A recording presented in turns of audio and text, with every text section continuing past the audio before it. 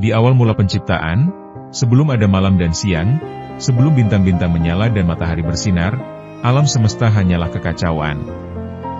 Dari kekacauan itu, lahirlah para dewa-dewi purba, dan dari antara mereka, lahirlah Nut, sang Dewi Langit. Nut tidak lahir seperti manusia. Ia lahir dari kegelapan yang lembut, berwarna biru keungu-unguan seperti langit sebelum fajar, tubuhnya dipenuhi bintang. Ia begitu besar dan megah, sehingga ketika ia membentangkan tubuhnya, seluruh dunia berada di bawahnya. Nut adalah anak dari Shu, Dewa Udara, dan Tefnut, Dewi Kelembaban. Ia memiliki saudara kembar sekaligus pasangan, Geb, Dewa Bumi. Ketika Nut dan Geb bersama, mereka tidak pernah terpisah.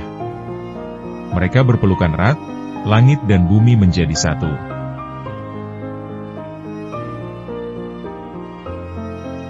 Namun hal itu membuat dunia terjebak dalam kegelapan abadi. Tidak ada ruang bagi kehidupan tumbuh, tidak ada cahaya matahari, tidak ada waktu. Melihat hal itu, ayah mereka, Shu, dengan berat hati memutuskan, Nut dan Geb harus dipisahkan. Dengan kekuatan angin dan udara, Shu menyelipkan dirinya di antara Nut dan Geb, mengangkat tubuh Nut tinggi ke atas, membentangkannya sebagai atap dunia. Geb, dengan kesedihan mendalam, tetap di bawah sebagai bumi yang kokoh. Dari saat itu, Nut tidak pernah bisa memeluk Geb kembali. Namun, cinta mereka begitu kuat. Setiap malam, ketika matahari tenggelam, Nut menangis, dan air matanya turun sebagai hujan, menyentuh Geb yang tak bisa ia peluk lagi. Dan sebagai balasan, Geb membuat bunga-bunga bermekaran, sebagai balasan atas cinta Nut yang tak pernah padam.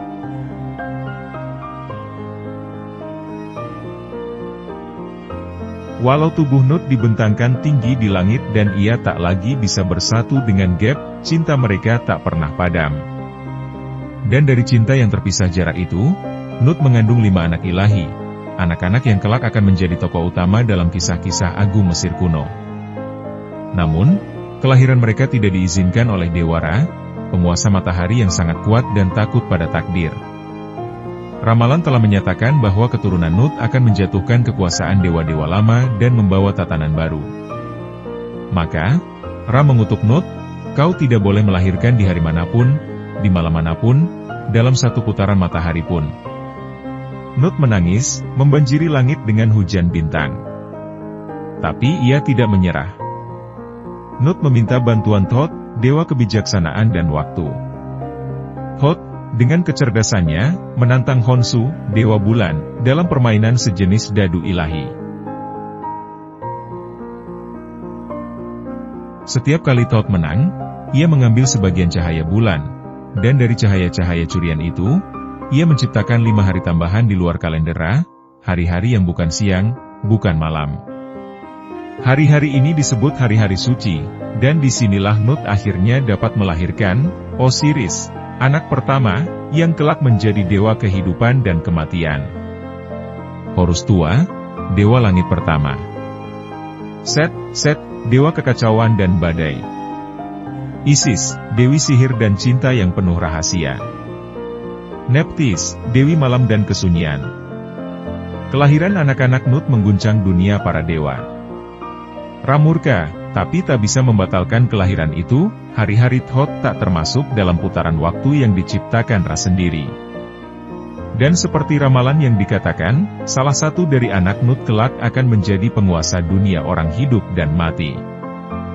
Ra merasa tahtanya mulai retak. Tapi bagi Nut dan Geb, meskipun masih terpisah, mereka kini bersatu lewat darah yang mengalir dalam anak-anak mereka.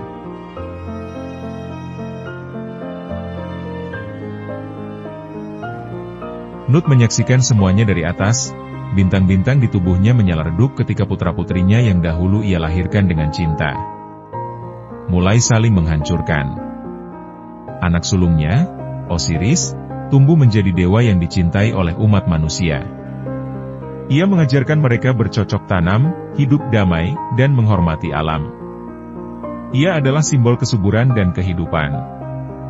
Namun, adiknya, Set, dewa badai dan kekacauan, diliputi oleh rasa iri dan amarah. Ia tidak tahan melihat dunia memuja Osiris. Dan pada suatu malam, ketika bintang-bintang bersembunyi di balik awan, Set mengkhianati saudaranya sendiri. Set mengundang Osiris ke sebuah pesta megah, dan di sana ia menyuguhkan sebuah peti mati indah, berukir emas dan batu permata. Barang siapa yang tubuhnya paling pas dengan peti ini, akan mendapatkannya sebagai hadiah, ujar Set. Osiris masuk ke dalam peti itu, dan saat tubuhnya pas menempel ke dasar kayu, Set menutupnya rapat, menguncinya, dan melemparkannya ke sungai Nil. Kabar kematian Osiris mengguncang alam semesta.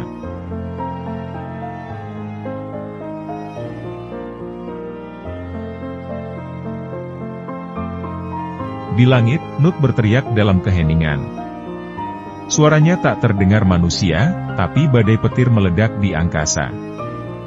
Ratusan bintang jatuh malam itu, dan hujan deras mengguyur Mesir berhari-hari. Itu adalah air mata Nut. Ia tidak bisa turun menyelamatkan anaknya, dan itu membuatnya hancur.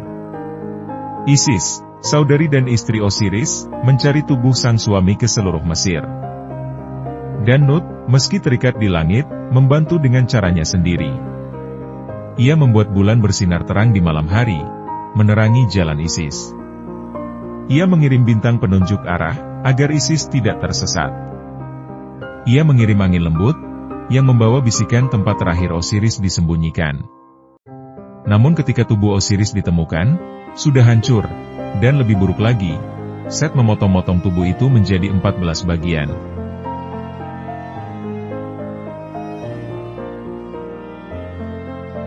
Langit masih berduka. Tapi dari kehancuran Osiris, benih harapan mulai tumbuh.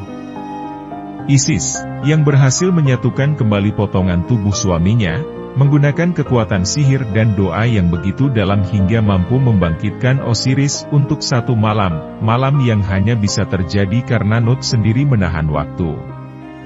Pada malam sakral itu, Horus dikandung.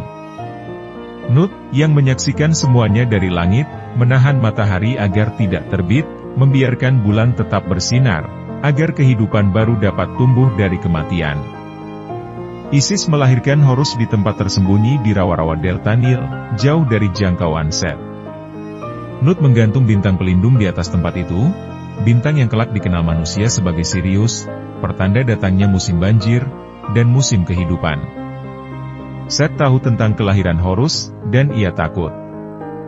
Ia tahu bahwa darah Osiris akan kembali. Maka, ia memburu Isis dan anaknya. Tapi Nut, sang langit, selalu ada di atas mereka. Ketika Set mendekat, awan badai muncul tiba-tiba, petir menyambar di kejauhan, menakutkan Set agar mundur.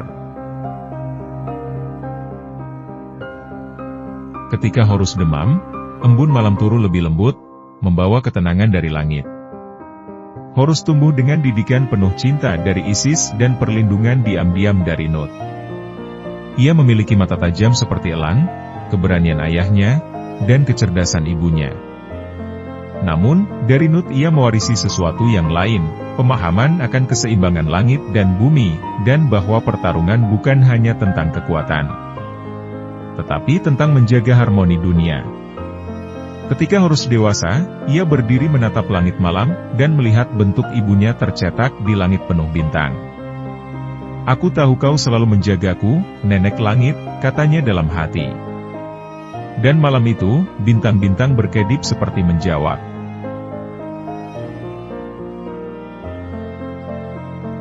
Bertahun-tahun berlalu, dan akhirnya hari itu tiba. Horus berdiri di hadapan Set, yang kini telah menjadi penguasa dunia fisik, membuat langit gelap dan dunia penuh badai. Namun, kekuasaan Set tidak pernah damai. Ia memerintah dengan ketakutan, bukan keadilan. Ia memutarbalikkan tatanan Emaet, kebenaran dan keseimbangan. Horus, dengan kekuatan langit dan warisan ayahnya, menantang Set dalam pertarungan yang akan menggetarkan dunia para dewa. Pertarungan mereka berlangsung selama 80 tahun. Di langit, Nut tidak tidur. Ia memandangi mereka malam demi malam, dan tubuhnya bergetar setiap kali darah tumpah ke bumi.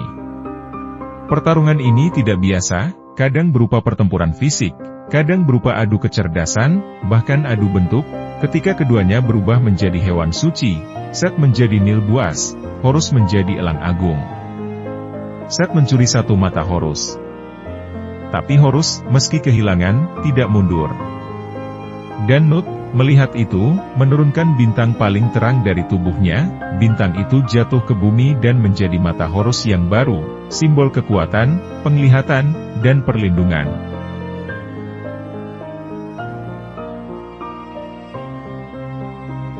Pertarungan yang begitu panjang membuat para dewa berkumpul untuk menentukan pemenangnya. Ra, Thoth, Shu, dan bahkan Nut sendiri hadir sebagai saksi. Nut tidak berkata sepatah kata pun. Tapi ketika Horus berdiri penuh luka, tapi tetap tegak. Langit menjadi sangat jernih, bintang-bintang bersinar seperti hari pertama penciptaan. Dan itu adalah jawaban. Horus diangkat sebagai penguasa Mesir. Ia membawa kembali tatanan Emaet. Ia membangun kembali kuil-kuil untuk ayahnya, Osiris, dan menetapkan keadilan sebagai hukum yang tidak bisa diganggu-gugat. Set, meskipun kalah, tidak dibuang, karena dalam keseimbangan sejati, bahkan kekacauan pun punya tempatnya. Ia diasingkan ke padang pasir, tempat badai masih bisa mengaum. Tapi tak lagi menguasai. Nut, dari atas langit, kembali bersinar damai. Bintang-bintangnya berkilauan lembut, bukan lagi bergetar karena kesedihan. Ia telah menyaksikan penderitaan, kehancuran, dan akhirnya, kemenangan cinta, kesetiaan, dan keseimbangan. Dan setiap malam, ketika manusia menatap langit dan melihat rasi bintang Nut, mereka tahu, di atas segalanya, Sang Ibu Langit tetap menjaga dunia. Diam, namun abadi.